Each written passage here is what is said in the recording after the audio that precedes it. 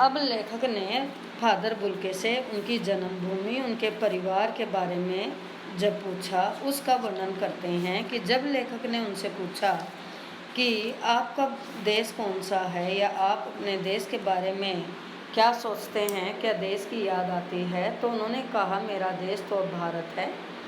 तब लेखक ने पूछा कि मैं जन्मभूमि की पूछ रहा हूँ, तब उन्होंने कहा कि हाँ आती है, बहुत सुंदर है मेरी जन्मभूमि रैम्स चैपल।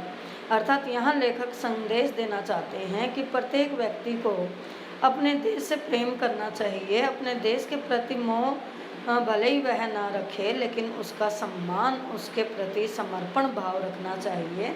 जैसे फादर बुल्के, भले ही उन्होंने भारत को अपनी जन्मभूमि बना लिया था, उसके बाद भी वे रैम्स चैपल अपने शहर से बहुत प्यार करते थे, उसे बहुत सुंदर बताते हैं या सुंदर मानते हैं। उसके बाद लेखक ने उनसे पूछा कि घर में किसी की याद आती है। तब फादर बुल्के ने अपनी माँ का नाम याद दिया था कि माँ की याद आती है, बहुत याद आती है। अर्थात यहाँ दिखाया है कि बच्चा हमेशा माँ के प्रति समर्पित होता है या माँ की तरफ उसका झुकाव होता है। भले ही फादर बुल्के ने संन्यास ले लिया, उसके बाद भी उसे अपनी माँ की बहुत याद आती है।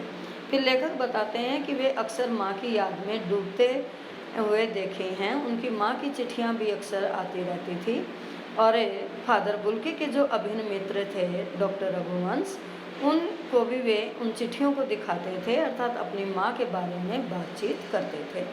पिता और भाइयों के प्रति उनका लगाव ज़्यादा नहीं था। पिता व्यवसायी थे, एक भाई वहीं पादरी था, अर्थात उन्होंने भी संन्यास ले रखा था, धर्म अपना रखा था, क्योंकि वे पादरी थे, क्रिश्चियन थे, इसलिए वो पादरी बन गया था। और दूसरा भाई काम करता था, अर्थात उनका व्यवसाय था, वो कामकाजी थे।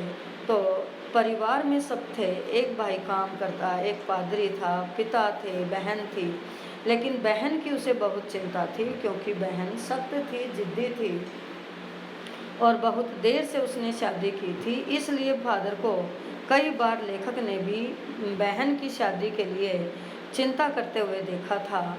भारत में बस जाने के बाद भी केवल वे 2 या 3 बार अपने देश बेल्जियम गए थे, क्योंकि उस बात के लिए वो कहते हैं कि लेकिन मैं तो सन्यासी हूँ, कि मैंने अपने देश से संन्यास ले लिया है, अब मेरा लगाव कर्म भूमि अर्थात भारत के प्रति ही है और भारतीयों की सेवा करना ही मैंने अपना कर्म धर्म बना लिया है।